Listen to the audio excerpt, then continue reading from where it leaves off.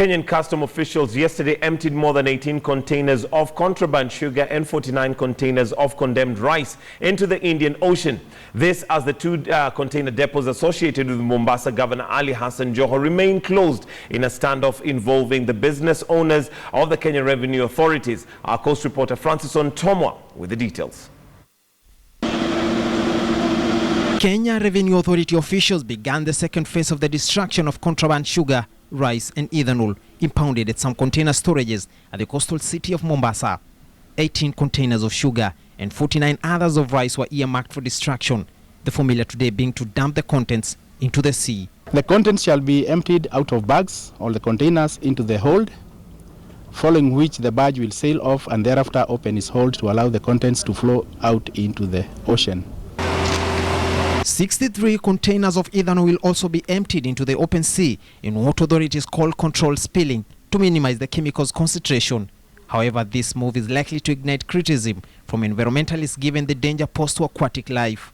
We have also today commenced the second phase of destruction of 63 containers of ethanol detained at the port and whose destruction is being undertaken using a method of decanting it into the water, into the ocean, by diluting it with water as directed by NEMA, and we have all the precautions in place, including the port agencies that are involved in security and pollution control. Critics have however questioned the wisdom behind the destruction of the consignments, some arguing that this will conceal identities of those involved in the saga. Even if now they arrested those people and took them to court, where is the evidence? They've destroyed the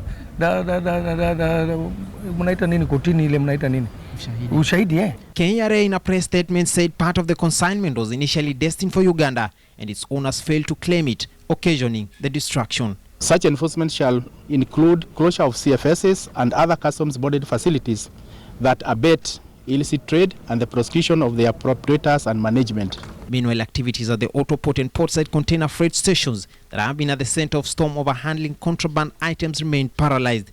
Even as security apparatus in Mombasa announced that operations may resume. You know, this is a very busy station. Hundreds of containers are going every day. There are people all the way from Sudan who are coming here, lorries all the way from Nairobi to pick cargo. And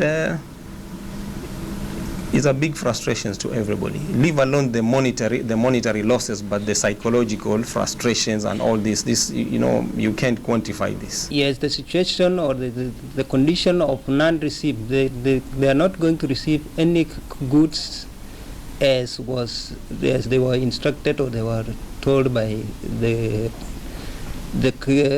cassetting authority, that is KRA. The Port of Mombasa is the gateway to Eastern Central Africa and is one of the busiest ports along the East African coastline.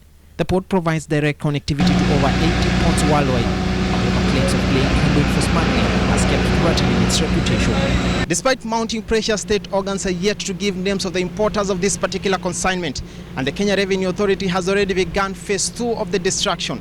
One container is already down and more to follow. Francis Ontomwa, KTN News, at the Kenya Ports Authority, Mombasa.